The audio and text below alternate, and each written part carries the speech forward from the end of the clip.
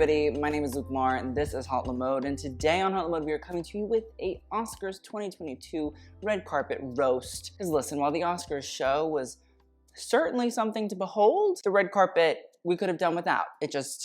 It was not necessary. But before we get any further into the video though, I just want to say, listen, if you guys want to watch these Hot Mode videos, hit the subscribe button, like, comment, let me know what some of your favorite looks are from this whole Oscars experience. You'll get the notifications, you'll know when I upload, etc., etc. So check it out. And now, let's get into it. First up is Alana Haim, and she is wearing Louis Vuitton. Now, she's been doing Vuitton for quite some time. This whole sort of award season, she's been an LV woman. The fish scale silver dress, you know, at first I saw it and I was like, oh, like Dior, you know what I mean? Like LVMH, incest, it's fine, keep it in the family. But no, it's a Louis Vuitton moment. Fish scales aren't exactly what I would think of when I think of Nicolas Ghesquière, but I have found like pictures of bags or whatever from collections past where there's fish scale sort of elements, so it's not totally far-flung. I don't think it's a bad dress. I think she looks very pretty. I think the dress actually is rather nice. The way that the silver sequins gleam in the actual like body of each little scale, I think is actually really, really sweet. And the fact that we have these sort of bugle beads in silver that sort of coat and create the sort of divots and sort of separation of the scale, I think helps too. Listen, overall, is it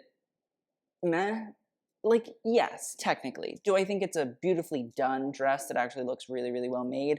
It fits her phenomenally and works? Also true. Honestly, the look is not something that I would remember 10 years down the line, by any means. But do I think that it's beautifully made? Do I think it fits wonderfully? Does it really seem to have that craftsmanship of one of the most prestigious brands in the luxury sort of world? Absolutely. And so in that regard, like, I'll take it. Next up, we have Amy Schumer. Now, she is wearing Oscar de la Renta. It's essentially a navy blue gown with a little bit of a plunging neckline showing off the décolletage and an embroidered and sort of crystallized faux bow motif running down the front. In my opinion, it's most definitely a reference to Schiaparelli, who her first sort of ever styles a sweater in a trompe-l'oeil style, which is, you know, tricking the eye into thinking that there was a bow on this sweater. So I think that's what's going on here with this Oscar look. And in my opinion, I think it makes sense for Amy Schumer. She's a comedian. It's understandable. I think it's a little bit witty. It's a little bit sarcastic. It's a little bit humorous. And it's not trying to be some sort of like glamorous, over the top look and a half. It's just sort of doing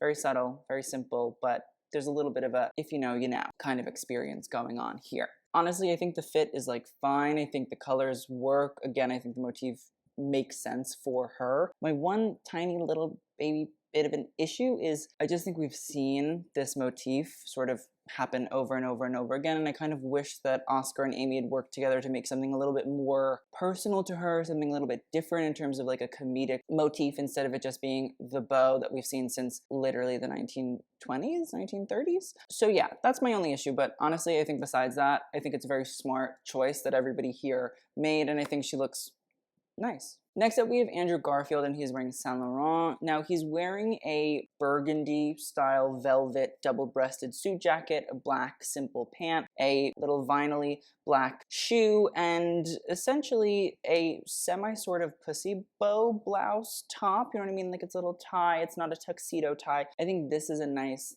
thing. Saint Laurent, very subtle, under Anthony Vaccarello, devil in the details. It's not going to be loud, it's not going to be over the top. And I've kind of been asking for that from Andrew, but like, maybe that's my fault for expecting such a thing. But I do think that while I would have loved a burgundy velvet pant, the idea of doing little pussy bow blouse is actually really, really smart. Saint Laurent was one of the first sort of designers to make the pussy bow blouse en vogue again in the 1970s and the 1980s. It was originally done by Coco Chanel, but essentially he sort of brought it back, made it a little bit of a house coat. It was one of the sort of easy styles that you could buy, I think under Rive Gauche, which was the ready-to-wear line. And so I think it's a nice little callback to the history of Saint Laurent. At the same time, it's sort of just doing like a very subtle sort of spin on what is the traditional menswear sort of styles that you would wear to the Oscars. But besides that, I mean, it's not over the top. It's not really crazy. I think it's very Saint Laurent. Of course, I want more. I demand more. I expect more. But if this is literally like the subtle twist that we were going to get, at least we got a subtle twist. But next time I would like a tick, tick, boom. You know what I mean? Like a little bit musical, a little bit jazz hands, a little bit kind of vibe. Just, it would have worked. You know what I mean? Like we were doing musical theater. We could have camped it up just a little bit. True. Next up is Ariana DeBose.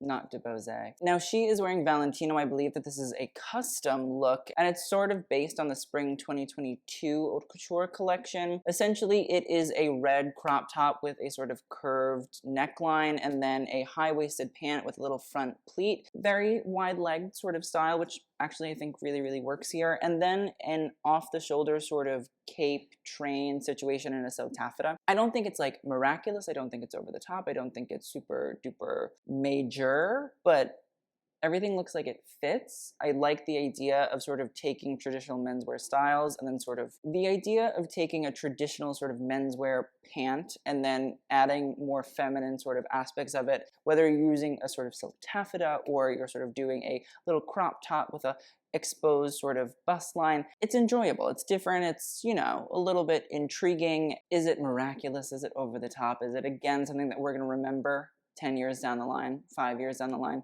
even like a year down the line? No. For the most part, it fits. It works well. It's okay. It's just there. It's there. That's kind of how everybody is here. It's just there. Next up is Beyoncé. She is wearing a custom Valentino look as well. Now this is a fitted yellow gown with a, again, silk taffeta sort of off-the-shoulder cape train shawl situation. This is based on the fall 2021 collection, I believe. It doesn't have the hood element of it, which for Beyonce, I feel like we could have went for the hood. Like, listen, we all know her hair is luscious and beautiful and long and gorgeous and stunning. We all know that she is a Tiffany's woman. I just would have loved the hood a little bit. I feel like it would have added a little bit of drama, a little bit of excitement, a little bit of intrigue. The other thing that I haven't picked up on, but a lot of people in my Instagram comments have, is that the lining of the cape is not, well, it's not anything because it doesn't exist. You can see all the sort of seams going on. You can see where everything is joined together. And that, to me, is a little bit concerning as well. I do think it throws off the sort of illusion, the excitement, the luster of the piece. And it's most definitely Valentino haute couture. It's made specifically for Beyonce, so I wish we'd lined it a little bit, you know what I mean? Like, I think it just would have added that tiny little detail of, wow, seamless. I do think that the dress in and of itself fits her phenomenally. Love that. I think it's gorgeous. I'm sure that they have like 75 mannequins for Beyonce, but I do think that the cape element could have been a little bit more jazzed up. I don't think the yellow is like bad. I just don't think it really says all of that much. And that's more or less the issue here. Again, she looks gorgeous. She looks radiant. She looks stunning, but where's the fashion element? Next up, Billie Eilish. She's wearing a custom Gucci look. It's essentially an off-the-shoulder gown full of, you know, pleated sort of frills that move all the way down. It has a little bit of a front train element to it as well. Honestly, I appreciate Billie in a dress like this. It's not something that we really see often, and especially on red carpets, she really usually skews more towards tailored sort of styles or more androgynous sort of looks like shirts and pants instead of dresses. But I appreciate that Billie is sort of moving again towards this more intriguing, different dressed sort of style. Again, it's not that like old Hollywood glamour that we saw at the Met Gala, and I think there's a little bit of oddity, a little bit of strangeness here, which I can appreciate. Do I think that, again, it's like a dazzling, exciting, memorable thing? Not at all. It's a silhouette I think obviously makes sense for her. Again, it is rather not fitted. It does not create this emphasis on the body. It's really rather shrouding her in fabric to the point where you can't really see where the body is except for her hands and her shoulders. I can appreciate. I think that's very much so part of her aesthetic. It's what she does. It's what she's always sort of done. I just wish that there was a little bit of something extra to really like pull you in here. Something that, you know, said, oh, wow. Holy shit, Billie, that's crazy. I just think we could have made something a little bit more happen besides just the pleats. Next up is Caitriona Balfe, and she is wearing Louis Vuitton. It's essentially like a slip dress in a silk taffeta, which I don't think is a really great sort of choice to begin with, because once you hit like the waist and below, it's always going to sort of create this weird shape that doesn't do anything and just sort of crinkles as soon as it hits the floor. But for some reason, we added this strange ruffled, it's kind of like a train element, but it's just in a sort of different or like a more creamy ivory silk taffeta. So it creates like a faux train, but it's also hideous because it's like ruffled and scruffled and sort of comes and creates like a belt in and of itself. And it's very weird and it doesn't make any sense. And I feel really bad because like, why? Why did we do that? I don't want to say it's ugly, but like, it's certainly not endearing. That's what I'll say. It doesn't really flatter. It doesn't really create any excitement or interest. And we could have just done the slip dress and at least it wouldn't have like hurt my eyeballs as much. Yeah, let's not do whatever weird thing we're doing here because it's verging on like Christian Siriano territory. And let's leave that to him. Thank you. Next up is Daniel Kaluuya. You see what I'm saying now, right? Like, I'm not overreacting when I say we could have done without the entirety of this red carpet. He's wearing Gucci. It's a black pant paired with a turquoise silk suit jacket that has black lapels. It's double-breasted. There's a, again, shiny sort of patent leather shoe situation. It's not vinyl, as I said earlier about, you know, Andrew Garfield. And a black shirt underneath. And I just wonder, like, we were doing so good with the Prada. Why did we divert? Why did we shift it? Why did we change? We were having like a real moment.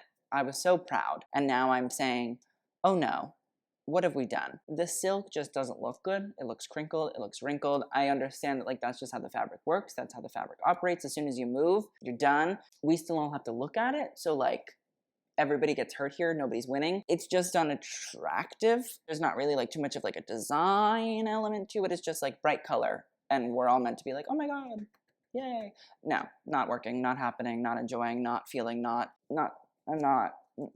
will not. No, thank you. Next up is Demi Singleton. She's wearing Miu Miu. No, this is a custom look. Honestly, I think she looks radiant. I think she looks really, really sweet. Very, very cute. It's not a mini skirt, which some people would be upset about if she had worn. I'm not saying that I'm upset that she didn't wear it, but I think that this is actually a nice little look. I think the embroidery and the embellishments of these little crystals and floral sort of motifs going on through the crystals do a really, really great sort of job of highlighting this lilac-y lavender, little purple strapless gown. On top of that, I think that it plays into the history of Prada and Miu Miu and the whole idea of embroidery, how to modernize it, how to make it feel chic and elegant and youthful and young. I also think that just genuinely, like, she looks sweet. You know what I mean? Listen, of course, would I have loved like a little bit of method dressing? Yeah, but like at the same time, would I want like tennis ball embroidery on the dress? Probably not. I also do genuinely enjoy the seam work that goes on at the bust. I feel like it creates an intriguing sort of shape. And also it's just not your regular schmegular like little, you know, lines. It's sort of creating something a little bit different. It's not sort of trying to like emphasize like a bust, but it's just an intriguing little detail that goes on. Also, I think the fact that we have this gradient of the embroidery where at the top it sort of is very heavy and as we hit the waist it falls and it's a lot lighter, it's a lot more subtle, and then as we get towards the hem it sort of then explodes back into full sort of crystallization. I think she looks really, really sweet, really, really lovely. Again, like, is it super duper memorable? No, but I think it fits well. I think the color is great. We have time for Demi Singleton as a fashion starlet to evolve and grow and bloom like the floral embroidery here. Next up is Jada Pinkett Smith.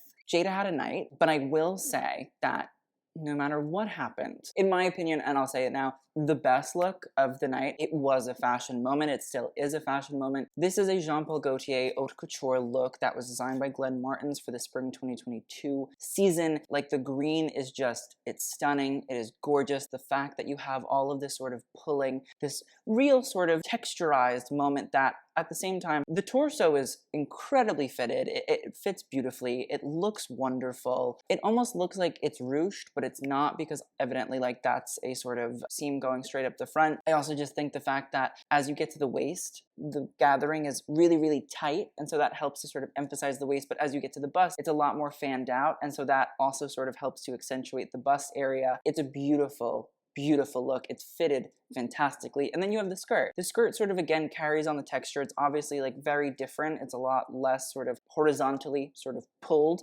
but at the same time, it creates a drama. It creates an excitement. The color green, again, is just gorgeous. It's this sort of emerald, real precious stone green. The shoes, people were upset about the shoes. I think they're fine. I think they're whatever. Like, again, the skirt and the torso of this gown does it enough for me. I don't really need anything else. Like, I don't really care.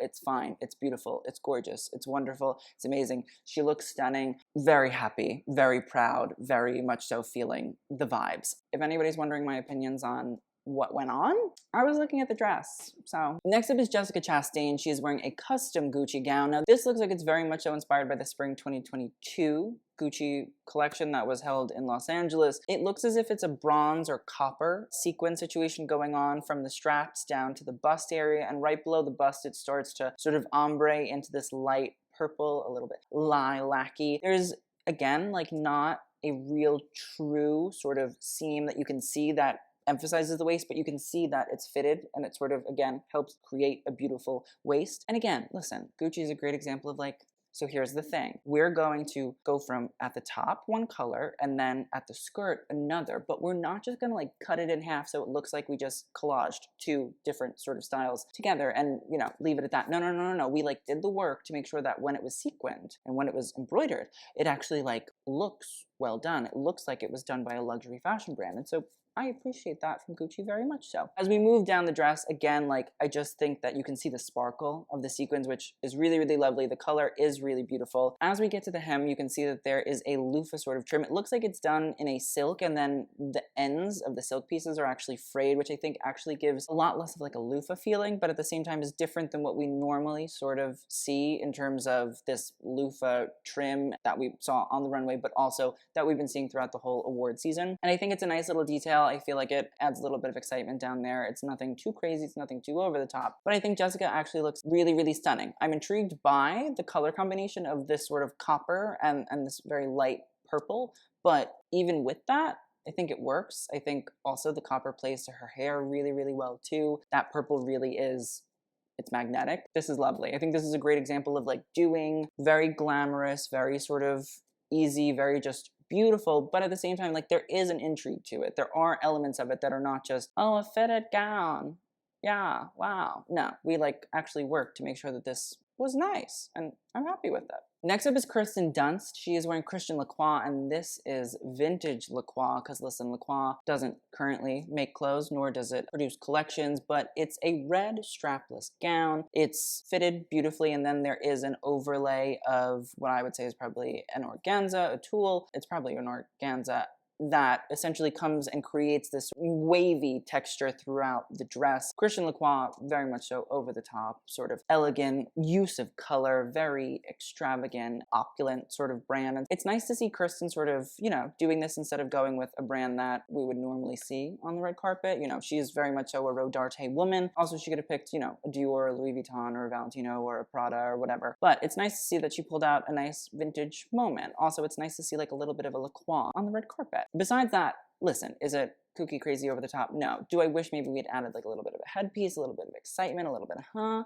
Yes, absolutely. But at least there was a vintage piece on the red carpet, so I'll take that. Next up is Cody Smit-McPhee. Now he is wearing Bottega Veneta. This is a custom look, I believe. It's a little double-breasted sky blue suit. I think it's lovely. I think it's beautiful. I think it works wonders. The suit jacket is fitted phenomenally. It is stunning. I also like the fact that there isn't 3 sort of buttons vertically in a row. Rather, it's the 2 sort of sets of buttons going on, and then right at the waist, that is where the button is, and then it stops. Wonderful, stunning, gorgeous. It looks like Matthew Blasey is saying, listen, I can do red carpet, like watch out, I'm coming. I think the shirt underneath is brilliant, and the little sort of subtle jewelry moment going on there is a wonderful way to sort of not just do the traditional tie with a tailored suit. Also, I think the pants fit really, really nicely. Again, that like beautiful little crease that goes down the front is, it's gorgeous. And then the use of the Bottega shoe in that sort of woven interreccio leather is also really fantastic. The fact that it matches the suit and then it has a black sole sort of creates a little bit of juxtaposition there. But besides that, it's keeping all within the realm of the moment. Honestly, I think this is a great look. And also with Bottega going forward, I'm excited about the red carpet because evidently we know what we're doing over there. Thank God. Next up is Kristen Stewart. She's wearing Chanel. Here's my thing. if you watched Spencer, you would say, oh my god, like the dresses are so beautiful, they're so wonderful. They also happen to be Chanel. Shocker. The thing is, maybe we could have done something a little bit Princess Diana related throughout the entirety of the award season. One would hope, you know what I mean? Like we're doing a whole press tour about Princess Diana, so like maybe we reference. But this black silk suit jacket with a little tiny hot pan and a white button down that is pretty much unbuttoned almost all the way just doesn't really do anything at all.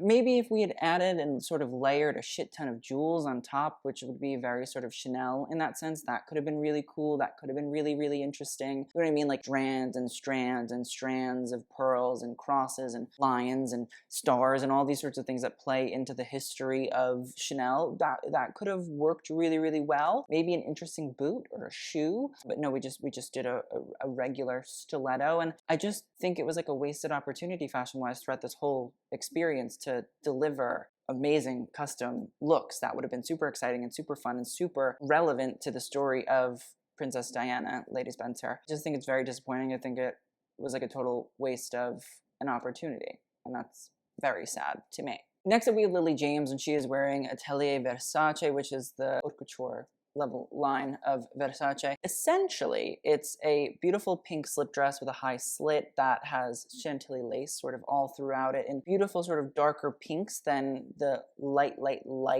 pink that we see that the dress is actually made up of. And then we have Georgette that sort of pulls itself out of the dress at the skirt and sort of creates a little bit of like a flow, a little bit of a cotton candy sort of fantasy element. Honestly, I think she looks stunning. Again, it is rather sort of simple in silhouette, but I think the elements of detail is what really pulls this out of the bag. The light pink is gorgeous. The slit is not too in your face, but at the same time it works the fact that also the lace sort of trims it and creates not just like a sharp sort of angular line, but rather little curves and little rivets and divots. The silk georgette that sort of pools over the dress also adds an element of sort of excitement and fantasy. And then the fact that you have that beautiful lace and embroidery that goes all throughout the dress, sort of again, every little element of it has something intriguing, moving and grooving, and at the same time it all works together. It doesn't feel like we're being pulled in a bunch of different directions. Rather, the dress flows really, really beautifully. Great example of how to do simple, but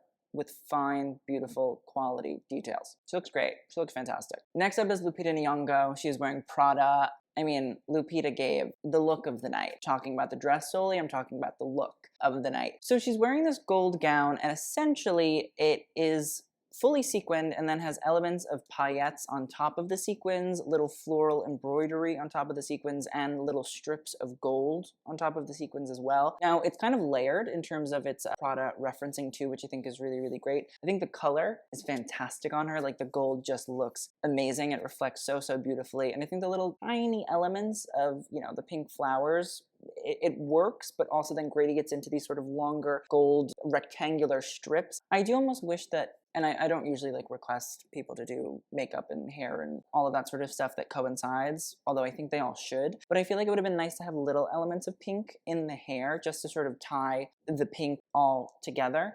But I do really, really love the rectangular strips. I feel like they play into the history of Prada. I believe it's like fall 2007, which has been sort of a recent inspiration for Miuccia Prada and Ralph Simmons recently. But there are elements of plastic sort of strips from those past collections that we've seen sort of come up again and again and again. And it's nice to sort of see this faux fringe aspect sort of come to life. Obviously, it's a little bit odd. It doesn't really make a lot of sense, but in the history of Prada, it absolutely does. I just think the color is wonderful on her. It fits beautifully. The fact that it gradiates the sort of embroidery elements also throughout is really rather nice. Maybe we could have done without the pink floral motifs, but even with them on there, I think that the look is actually really rather stunning, rather radiant. And at the same time, like again, the silhouette is really, really simple, I would say, but at the same time, the embroidery brings it to that level of quality, craftsmanship, beauty, detail. So very proud. Very proud. Next up is Maddie Ziegler. She's wearing Giambattista Valli. It's essentially a black strapless column gown that has a little wraparound sort of train style skirt. Again, we've kind of seen this a bunch of times already. It's not nearly as bad as the Caitriona Balfe look, so like, thank God, but it's pretty much a silk taffeta column gown with a skirt sort of tied around it, a la your sweatshirt when it's too hot outside, as Abby Lee Miller would say, but not to Maddie. You're on the bottom, let me take my little piece of paper off, bam, it's you. You need to work harder. In the group, you were in the background. You just weren't noticeable, Maddie. I'm sorry. Next up is Maggie Gyllenhaal. She is wearing a custom Schiaparelli gown. So this is from the Spring 2022 Schiaparelli Haute Couture collection, but instead of it being a cocktail dress, it's just been turned into a gown, so it's a little bit longer. It's a very sort of angular dress, so essentially the off-the-shoulder element is just rectangular, which is different. It's not something that we really see all that often. And then there's gold casted medallions, I'll call them, all throughout. Some of them look a little bit like, I was gonna say a ball and a penis, and some look like wings, and others look like phallic symbols, but maybe they're not. I don't really know. It's intriguing. It's definitely different than what we normally see, and especially for Maggie, usually it's just kind of like blah. So I'm happy to see her doing something that has a little bit of intrigue, a little bit of interest, something, you know, that you're saying, oh, huh. Okay. I also think the use of the black and gold plays into the history of Schiaparelli very well. Daniel Roseberry knows what he's doing when it comes to that. The dress also just fits her phenomenally, which I think is also wonderful. Looks lovely. Overall, Maggie Gyllenhaal, I didn't think I was going to talk about you, but here we are. Thank you. Appreciate it. Next up is Megan Thee Stallion. She's wearing Gaurav Gupta. Now, listen, this dress is a half and half for me. The top half hate, the bottom half love. Essentially, Megan doing sort of pulled styles with cutouts is like her usual shtick, and again, it's just kind of boring. It's played out. It's pretty much, oh, okay, what color is she gonna do today? That's really all we ever get. Listen, is there elements of like little embroidery all throughout the torso and the frilled sort of skirt? Sure, but again, it's not there. What I will say is this skirt is fantastic. I think the use of this pleat sort of element is really stunning. Or maybe it's not a pleat. It looks like it's essentially boned throughout. And so that is what gives it this sort of mermaid-esque shape. And I don't mean like a mermaid sort of skirt where, you know, looks like a mermaid tail. No, rather it has a sort of whimsy, a sort of movement, a sort of coral reef element, which I think is really beautiful. It also is embroidered on, you know, these different sort of little ruffles, but they're big ruffles. They're sort of, I don't know, waves of fabric, which I think also really helps, honestly. And that's why the skirt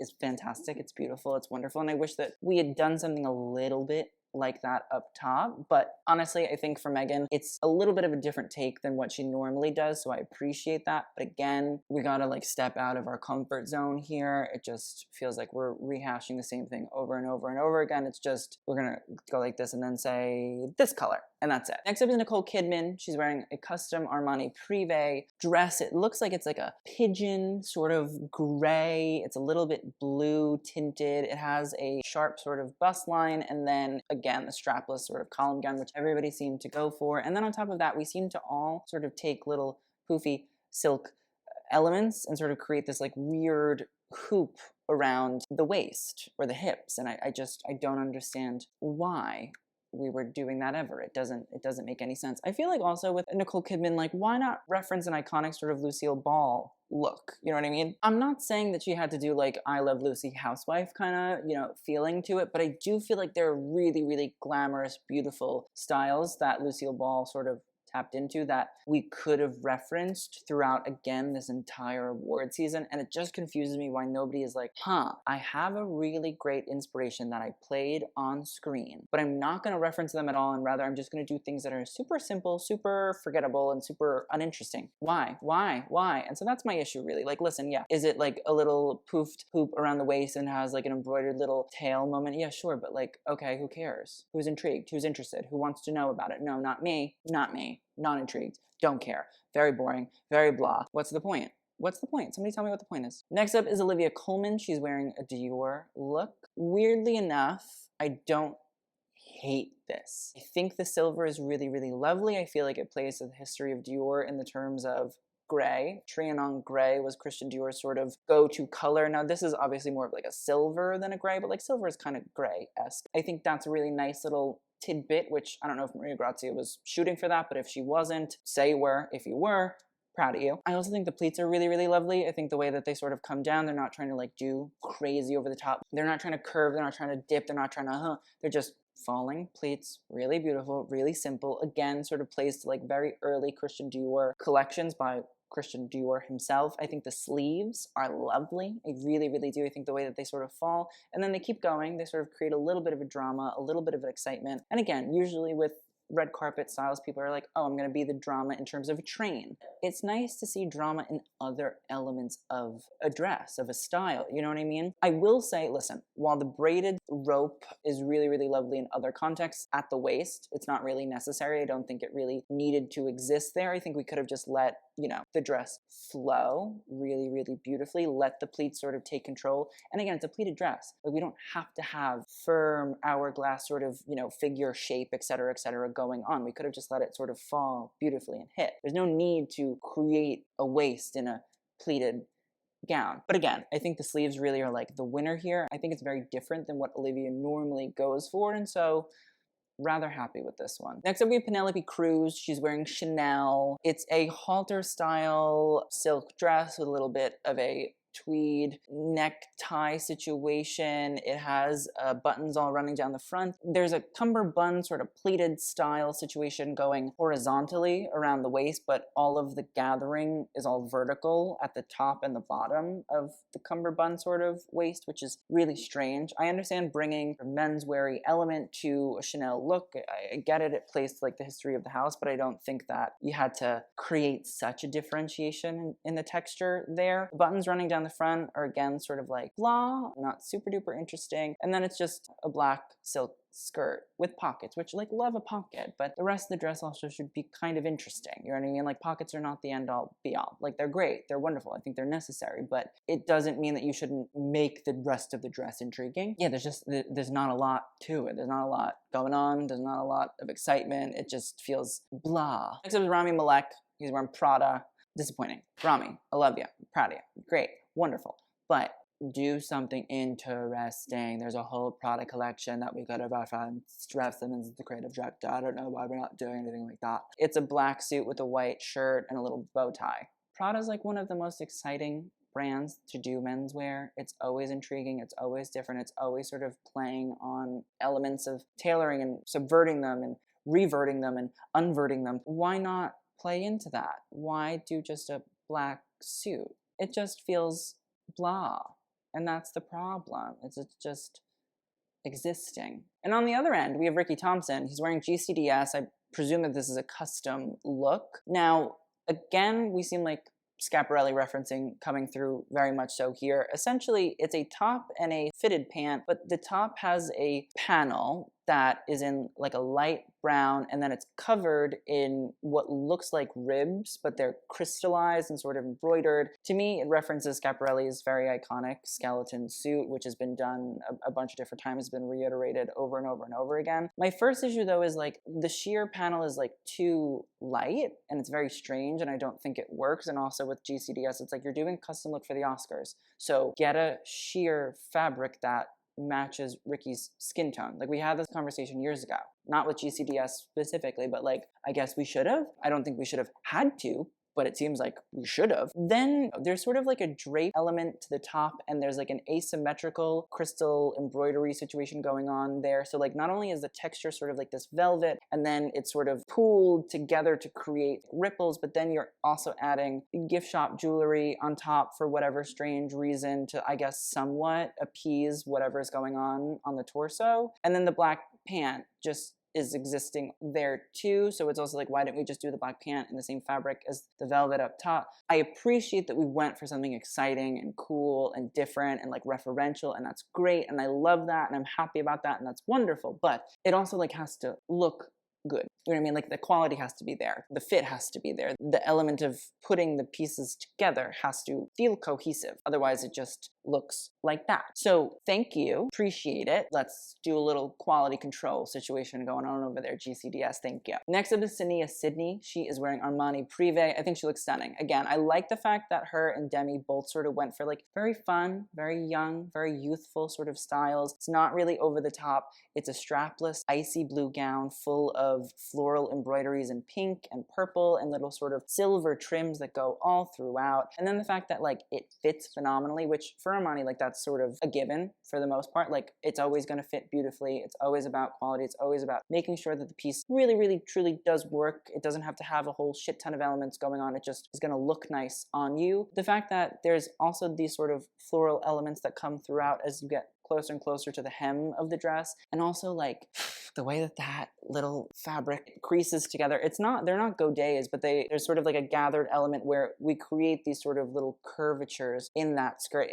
It's miraculous. Like, it looks beautiful. It looks so well done. She looks so happy. She looks gorgeous. It's a lovely piece that I think fits her phenomenally, both in terms of actual fit of the garment, but also feels young, feels nice, feels pretty, feels gorgeous. And I think that's what we'd like to see. You know what I mean? Like, I'm not expecting her and Demi to like deliver fashion, but I think they're on the right path to giving nice looks that feel age appropriate and lovely and young and pretty and sweet, but at the same time, like, beautiful quality. They look happy. They look like they're enjoying themselves. Gorge. Gorge, gorge, gorge. Sydney, stun. Next up is Sebastian Yatra. Now he is wearing Moschino. It's a pink 3-piece tuxedo. Love it. Gorgeous, wonderful, amazing. Listen, if you're gonna do a tuxedo, make sure that it's actually interesting or it's like that old school quality tuxedo. Otherwise, I don't wanna see it. I don't really care. The 3-piece sort of element is really, really great. You know, that waistcoat is lovely. It comes out, it comes down, it cuts, you know, it has the little ribbed sort of bib moment going on and then the cutaway sort of tails. And it's all done in this really, really light, beautiful pink. The bow tie in the black is really, really done super duper well too. The pants fit phenomenally. And then you have the beautiful shoes. The pink and black like derbies are just lovely. They're gorgeous. They're stunning. They just tie the whole look together. You know what I mean? I think this is a really great example of it's not hard to take a tuxedo and make it interesting. I understand Moschino is a brand that's very sort of campy and always kind of kitschy and funny and like making a joke out of things and sort of taking traditional elements or serious moments and sort of making them much more enjoyable for everybody. But I think it's also a great example of it's not that hard to do, because if the brand that does like kitschy camp can do it not only in a fun way, but also in like a way that's beautiful quality, it fits phenomenally, it looks wonderful, it looks luxurious, there's no excuse from anybody else. So hats off to Moschino and Sebastian, because it really, like, it's fantastic. Next up is Stephanie Beatrice, and she is wearing Dior. Now again, you sort of have a little pleated gathered moment, and then here we can see that sort of braided style comes through, but it creates more of a full torso detail instead of just hitting at the waist and that's it. I do think the asymmetrical sleeve, normally I'd say like, but at the same time, it is Dior. It's probably referencing like older Dior collections, which asymmetry is very much so a part of styles. It's fine, I guess, and also I appreciate the fact that at least with this, we're getting a train sort of drama moment, but it's focusing on the sleeves. Maria Grazia, I think, really is doing herself a very much so good service here, because it's not just a train. We've seen it, you know, everybody's always focusing on the train of the skirt, whereas I think a train with a sleeve, much more interesting, much more different than we normally see. So Maria Grazia, I think, is like carving out a little bit of a trend moment here. Wouldn't think that I'd ever say those words, but like, here we are. I think also maybe had we just done asymmetrical braided moment, that could have been a little bit cooler, but I also understand trying to sort of see the braid on skin might make people look a little bit closer. Overall, I think there are cool elements to it. Do I obviously want like more?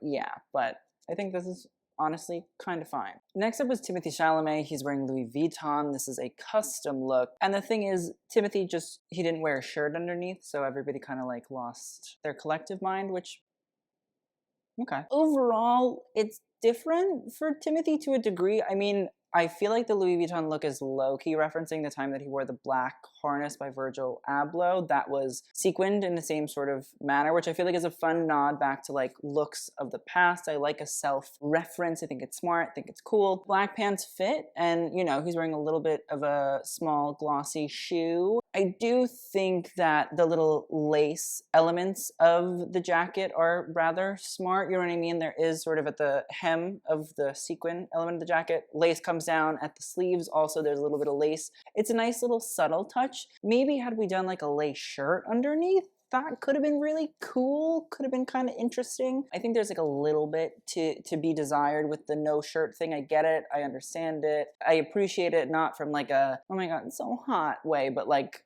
it's cool. I understand people appreciating the shirtless experience from Timothy, but I also just feel like, you know, a little something underneath that was lace could have helped it out just a little bit. But I appreciate the self-referencing. I appreciate the different sort of take on, you know, Oscar nomination looks. And you know, we'll see what happens in the future, because I mean, it doesn't seem like it's going to get any more boring from Timothy. Next up is Zendaya, and she is wearing Valentino. Now, this is a custom look, and in my opinion, it's very much a reference to Sharon Stone, who once wore a little ball gown skirt and a white button down. We've talked about it on the channel before, but it seems like Zendaya has sort of updated the style to become a crop top in a silky sort of cream, and then a long sort of silver high-waisted skirt with a little bit of a train at the back. My thing is, I understand wanting to do something a little bit different. It's far more subtle than I think what we'd think Zendaya would go for when it comes to the Oscars red carpet. I don't know if it necessarily delivered the excitement that we're all expecting. I understand Zendaya carries quite a lot on her back, so everybody gets a day off. And she doesn't look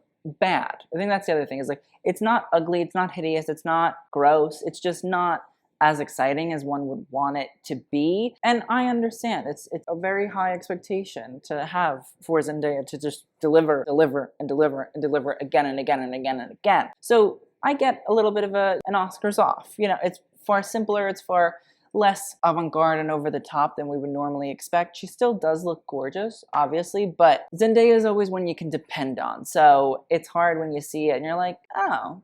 But it's not like anything fits poorly. It's not like anything doesn't feel high quality. It's not like anything looks bad. It's just not what was expected. I think there were higher expectations, but you know what they say about high expectations. And so in that regard, I appreciate what we're going for. I think it's a good update on that Sharon Stone sort of Oscars classic. I just feel like I was hoping for more, but that's probably a me issue, right? And finally, we have Zoe Kravitz finishing out the evening. She is wearing Saint Laurent. It's a little pink strapless dress, has a little bit of a bow on the front. Oh, I actually love this because it looks like it's a bow, but it's actually just a sort of knot of the fabric, and it comes out and it creates a faux bow. So it's not really a bow because one side of the bow is like half of a bow, but the other side is actually just pulled into the dress. And again, I think that's the great thing about Anthony Vaccarello's Saint Laurent, is the subtle details. You would just presume, oh, it's a bow, but no, it's really not. It's a little sort of trompe-l'oeil play on a bow. Also, bows are very much so a part of the Saint Laurent brand. It's very much so works in, works with.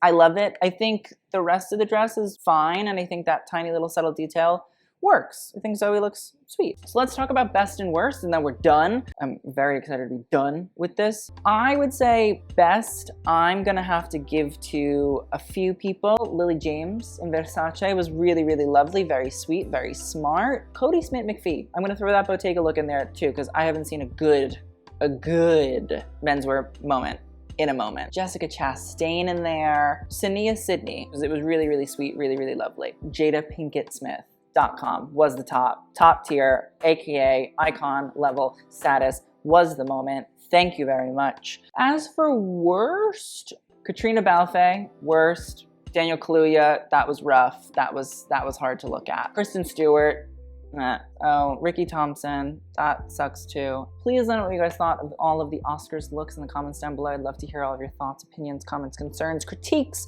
We'll see you guys on the next one, and we are going to be doing a Vanity Fair after party red carpet review, so stay tuned for that. It's coming. We'll see you guys soon, and TTYL.